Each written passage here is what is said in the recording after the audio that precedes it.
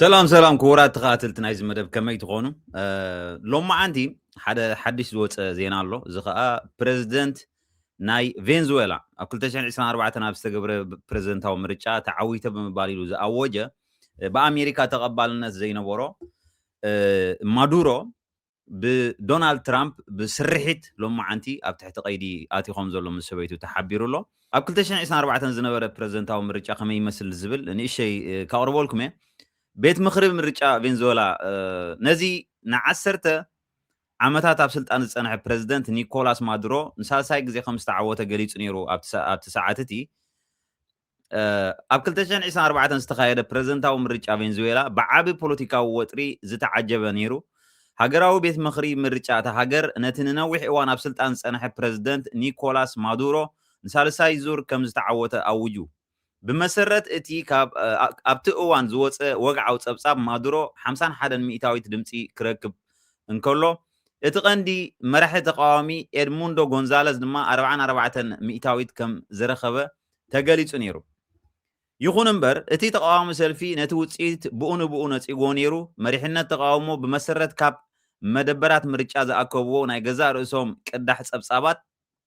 ادماندو غونزاليز بعاب فللي مالت كساب 700 كم زتعوته ارغاغيص نيرو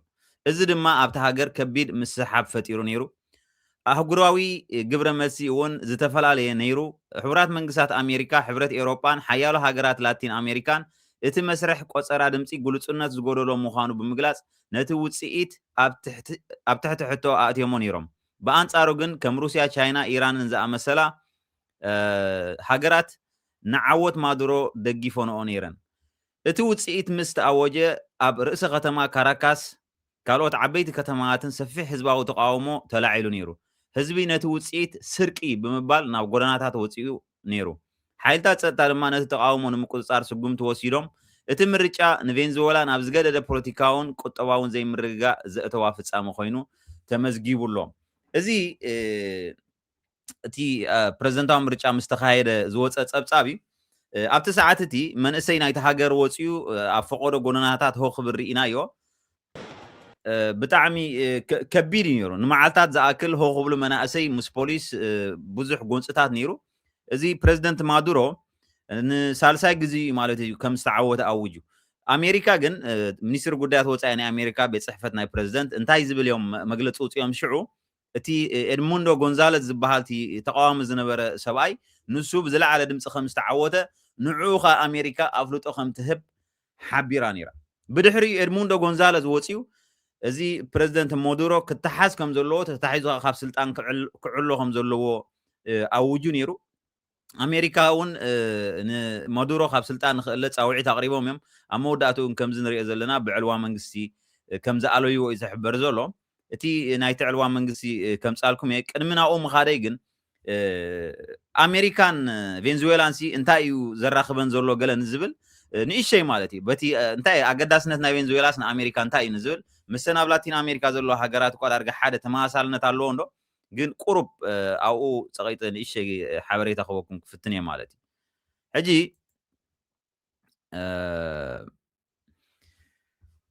ቀዳማይ ተፈጥራዊ ሃብቲ ቬንዙዌላን ተገዳስነት ሕብራት መንግስታት ኣሜሪካን ቬንዙዌላ ኣብ ደቡብ ኣሜሪካ ትርከብ ተፈጥራዊ ሃብቲ ኣዝያ ዝሃብተመት ሃገር እያ እቲ ኣብቲ እዚ ድማ ንዓሰርተታት ዓመታት ንፖለቲካት ሃገርን ኣህጉራዊ ርክባታን ክጸልዎ ጸኒሑ እዩ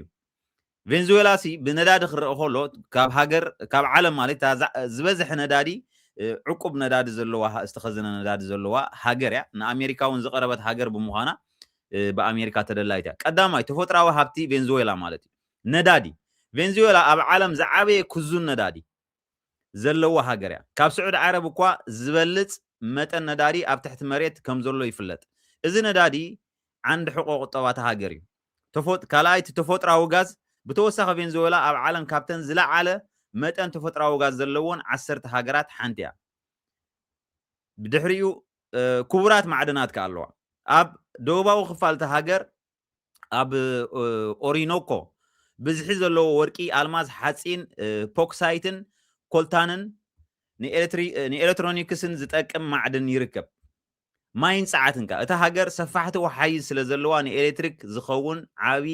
ናይ ማይ ሓይሊ ማለት ሃይድሮ ኤሌክትሪክ ፓወር ኣለዋ ኣብቲ ናይ ካልኣይ ነጥቢ ከዓ ክንመጽእ ኢና ስለምንታይ ሕቡራት መንግስታት ኣሜሪካ ተገዳስነት ትሕድር ዝብል እንድዩ ቀዳማይ ተገዳስነት ሕቡራት መንግስታት ኣሜሪካ ኣብ ቬንዙዌላ ኣብ 3 ቀንዲ ነጥብታት ዝተመርኮሰ እዩ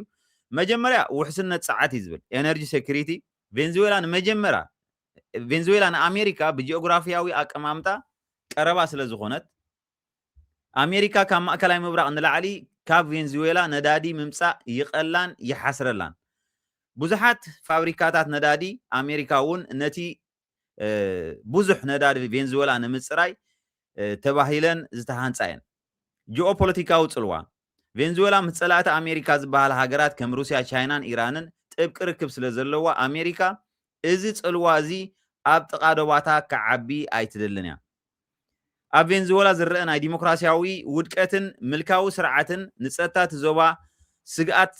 ከም ዝኾነ ኣሜሪካ ትገልጽ ስደትን ሰብኣዊ ቅልውላውን ከም ዝናትና ማለት እዚ ኣብ ቬንዙዌላ ዘሎ ቁጠባዊ ውድቀት ብሚልዮናት ዝቁጸሩ ዜጋታት ካብቲ ሃገር ክስደዱ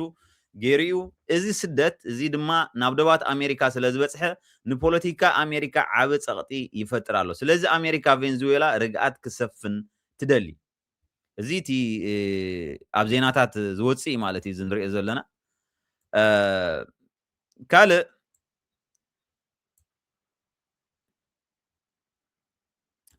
ብዛዕባ ፕሬዚደንት ማዱሮ ማእሲ ናብ ስልጣን ደይቡ ዝብል መጋቢት 2013 ድሕሪ ሞት ፕሬዚደንት ሁጎ ቻቨዝ ማዱሮ ካብ ግዝያዊ ኣክቲንግ ፕሬዚደንት ኮይኑ ስልጣን ተረኪቡ ኣብ ሚያዝያ ከዓ ድሕሪ ወርሒ ኣብ 2013 ኢና ንዛረብ ዘለና ንፈለማ እዋን ኣብ ዝተኻየደ ምርጫ ተዓዊቱ ብወግዒ ፕሬዚደንት ኮይኑ ምክትል ፕሬዚደንት እዩ ነይሩ ቅድሚኡ 2018 ንኻልኣይ እዋን ተመሪጹ እዚ ምርጫ እዚ ብዙሓት ሃገራትን ተቃወምትን ተቐባልነት ኣይነበሮን ኣብ 2024 ገ እዚ ክንዛረበሉ ፀናሕና ኣብቲ ኣብ ወርሒ ሓምለ 2024 ዝተኻየደ ምርጫ ንሳልሳይ እዋን ከም ዝተዓወተ ቤት ምኽሪ ምርጫ ተሃገር ኣውጁ ነይሩ ስለዚ ን11 ዓመታት ኣብ ስልጣን ከም ዝጸንሐ እዩ ዝንገር ዶናልድ ትራምፕ ከዓ ነዚ ነገር እዚ ስቑኢሉ ከም ዘይርኢ እውን ሓቢሩ ነይሩ እዩ ናብቲ ጸብጻብ እንድሕር ኬድና እንታይ እዩ ዝበሃል ዘሎ ገለን ዝብል Developing story. US President Donald Trump has confirmed American strikes on Venezuela after explosions rocked the capital. Let's go live to US correspondent Jonathan Kersley. Jonathan, the commander-in-chief has revealed stunning details about the Venezuelan dictator. Natalia, this is quite simply extraordinary. Donald Trump has taken to Truth Social to claim that Nicolas Maduro, the authoritarian dictator of Venezuela, he has been wanting ousted from that role, has been captured along with his wife and flown out of the country. ኣብዚ ሕጂ ዶናልድ ትራምፕ እንታይ ዝብል ዘሎ እዚኦም ደልታ ፎርስ ዝበሃሉ ናይ ኣሜሪካ ፍሉይ ሓይልታት እዮም ንሶም ሰዲዱ ንፕሬዚደንት ማዱሮ ምስ ሰበይቱ ካብ ቬንዙዌላ ተሰኪሙ ኣግዒዝዎ ከም ዘሎ ናብ ካልእ ቦታ ገለ እዩ ዝዛረብ ዘሎ ዶናልድ ትራምፕ ማለት ሓያል ተኾንካ ትገብሮ እዩ ዝገብር ዘሎ Exactly where to, well, that remains unknown, but there are some reports coming through from local Venezuelan opposition that this might have been part of an organised, negotiated exit from the Venezuelan dictator. The strikes took place, ordered by US President Trump in the very early hours of the morning local time. Round about 2 o'clock or so, 7 explosions were heard. It was reported that they had struck key military facilities and military installations, and we ኣብዚ ሕጂ እንታይ እዮም ዝብሉ ዘለዉ መጀመርያ መጥቃዕቲ እዮም ገይሮም ናይ ቦምባ መጥቃዕቲ ዝተፈላለየ ናይ ወተሃደራዊ መደበራት ኣሜሪካ ፈንጅራቶ ብድሕሪኡ ግን እዚ ዝበሃል ዘሎ ተኽእሎታት እንታይ ክኸውን እዮም ዝብሉ ዘለዉ ድሕሪቲ ዝተገብረ መጥቃዕትታት ፕሬዚደንት ናይ ቬንዙዌላ ምስ መንግስቲ ናይ ኣሜሪካ ስምምዓት ብምግባር ካብቲ ሃገር ንክወፅእ ከም ዝኽኣለ እዮም ዝሕብሩ ዘለዉ ተታሒዙ ክበሃል ከሎ ተታሒዙ ማለት ክሃድም ክብል ገለ ዘይኮነሲ ብስምምዕ ምትሓዙ ይተርፎን እዩ ነይሩ ናብ ካልእ ቅድሚ ሕጂ እውን ኣብ ካልእ ሃገራት ተራእዩ ስለ ዝፈልጥ በዓል ፓናማ ዲ ገለ ከምኡ ተፈቲኑ ነይሩ መወዳእታ ግን ተታሒዙ እዩ እቲ ዝነበረ ሽዑ መራሒ ማለት እዩ እዚ ግን እንድሕር ናይ ብሓቂ ከምኡ ገይሩ ኮይኑ ጎሪሑ ኣሎ ማለት እዩ ምትሓዝካ ዘይተርፈካ ምስ ኣሜሪካ ተሰማሚዕካ ውዕል ምግባር ይሓይሽ ከምኡ ዝገበረ ኢኻ ዝመስል ብሎ Now know that one of America's most elite army units, the Delta Force, has gone in to be involved in the capture of the dictator Maduro and his wife. We await more detail from the American president, who is due to front a press conference in round about 6 hours or so from his property, Mar-a-Lago in Florida, where it is likely he will reveal more details about exactly what took place. But the strike እንታይ ጋጢሙ ከመይ እዩ እንታይ ነይሩ ስምምዓት ናበይ ከተወሲዱ ዘሎ ዝመራሒ በአሜሪካውን ተኸሲሱ ነይሩ እዩ ብምስግጋር ናይ ኮካይን ዓይነት ሓሽሽ ምዝ ሓደ ካርተል ኣብ አሜሪካ ዝርከብ ናይ ሓሽሽ ዝሸይጥ ናይ ሽፍታ ግሩፕ ሙስኦም ይሰርሕ ኢሎም ከሲሶምዎም ዝነበሩ መንግስቲ አሜሪካ ሕጂ እንታይ እዮም ክብልዎ ናበይ እንታይ ከመይ ይኸውን ዝብል ግን ቀሲልካ ዝረአ ይኸውን እንተኾነ ግን ካብታ ሃገር ተኣሊሎ እቲ መወዳድርቱ ዝነበረ በህዝቢ ቬንዙዌላ ኻኒ ብጣዕሚ ፍቱው ዝኾነ ሰብኣይ ብዕድመውን ዕብይ ዝበለ A regional tour to raise international support ahead of Inauguration Day in Venezuela on January the 10th. ኤድሙንዶ ጎንዛለዝ ዝበሃልቲ ዓብ ሰብኣይ ንብሎ ዘለና ብዝለዓለ ድምፂ ከም ዝዓወተ እውን ሽዑ ተሓቢሩ ነይሩ 2024 ንሱ ፃውዒት ከቕርብ ፀኒሕ እዩ ካብ ስልጣኑ ክእለ ከም ዘለዎ ሕጂ ናብ ስልጣን ንሱ ይኽድይብ ወይስ እንታይ ክኸውን ኣብ ቬንዙዌላ ዝብል እውን ቀሲልካ ዝረአ ይኸውን እንተኾነ ግን ዲክቴተር ከማን ኣይኮነን ማለት ቶታሊታርያን ማለት ምት ዲክቴተር ገለ ፍልልይ ኣለዎ ቶታሊታርያን ማለት ሲ በቃ እምባገነን እንታይ ኢና ክንብሎ ብትግርኛ እስከድሎ ኢሉ ንኹሉ ዝቋፃፀር ማለት እዩ ዲክቴተር ኩሉ ናፅነት ናይ ህዝቢ ጠቕሊሉ ዝሕዝ እዩ ቶታሊታርያን እንድሕር ኮይኑ ወይ አውቶሪታሪያን ገለ እንድሕር ኮይኑ ካብቲ ዲክቴተር ፍልይ ይብል ማለት እዩ Opposition leader Edmundo González Urrutia landed in Buenos Aires to meet Argentine President Javier Milei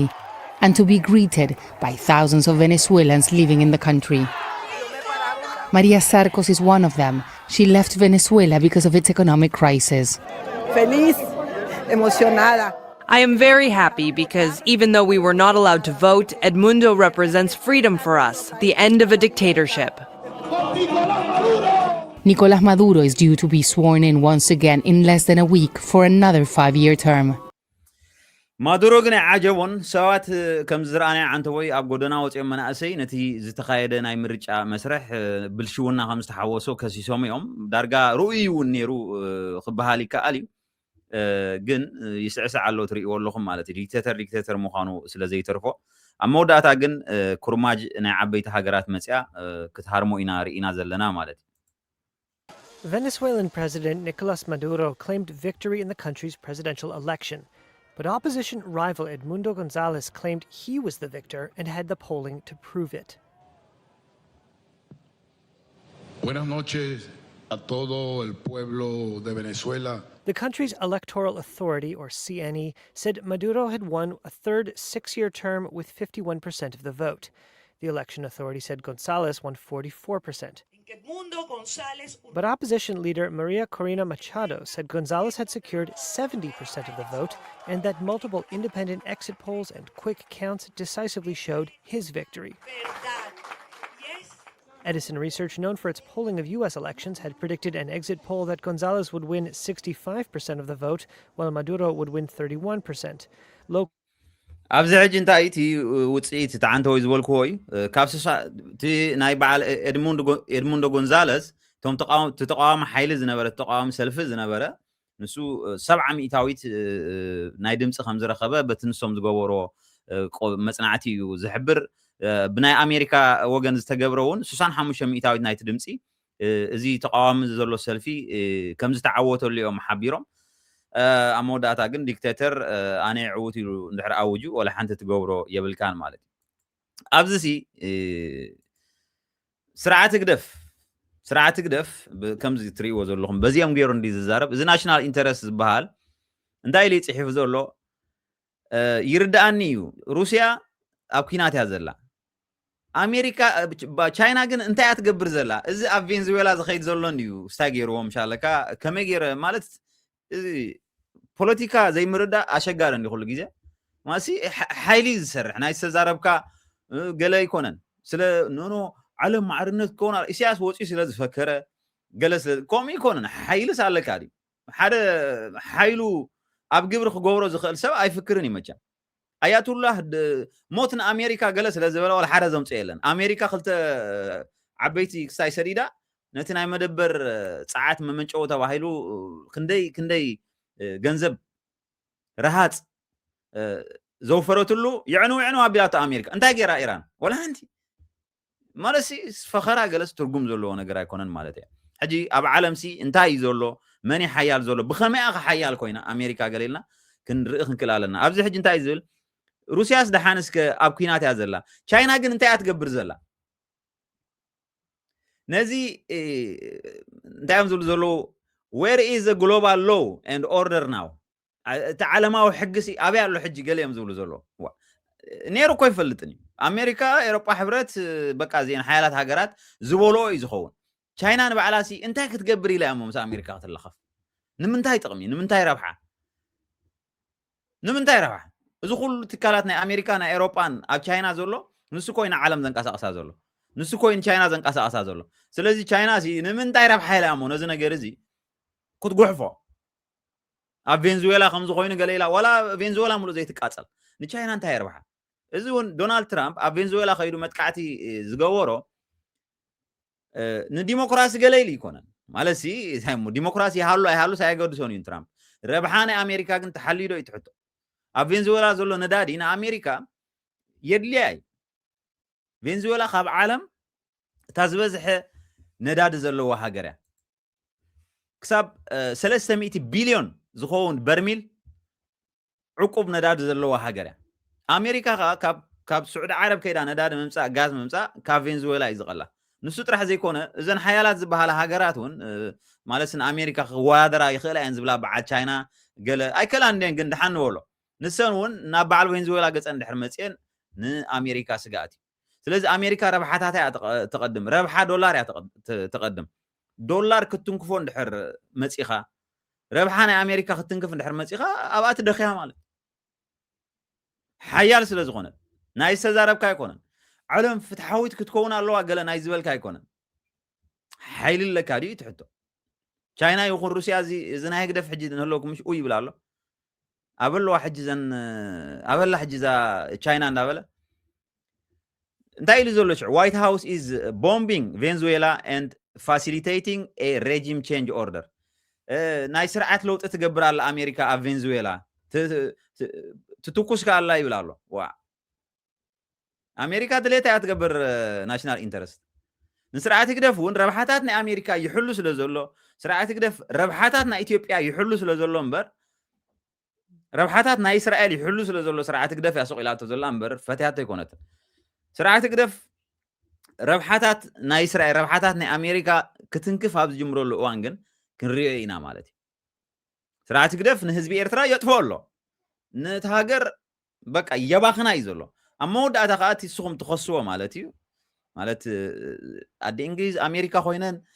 فدريشن كمز غيرونو اثيوبيا رو ገለ ዝብሎ ነገር ሕጂውን ጉዳይ ኢትዮጵያ ይንዑም ዝዓጠም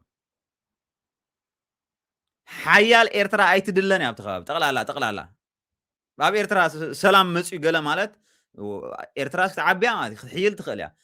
ድሕር ኤርትራ ሓይላ ዓብያ ኸኣነ ረብሓታትና ኢትዮጵያ ክሕሎ ኣሸጋሪ ስለ ዝኾነ ስለዚ እዚታ ጥራሕ ኢሳያስ ከዓ በቃ ኤርትራ ከምዘይ ተዓቢ ደቂሱ ሒዝዋ ኣሎ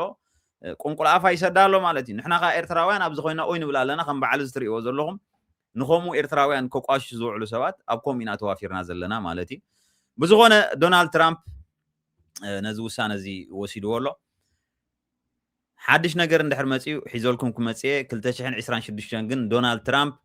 ብዙሕ ግዜ ክፍክር ንሪኦ ኢና ነቲ ዝፈከሮ ከዓ ይገብሮ እዩ ማለት እዩ ንኢራን ፈኪርላ እንታይ ገይሩ ርኢናዮ ነዚ ሰብኣይ እዚ ከዓ ፈኪሩሉ ኣብ መወዳእታ ከዓ እንታይ ገይሩ ንሪኦ ኣለና እሞ ፖለቲካ ናይ ዓለም ከዓ ይረዳእና ክብል ይደሊ ምክትታልኩም እንዳመስገንኩም ኣብ ቀፃሊ ብካልኦት ሕሱ ይራኸበና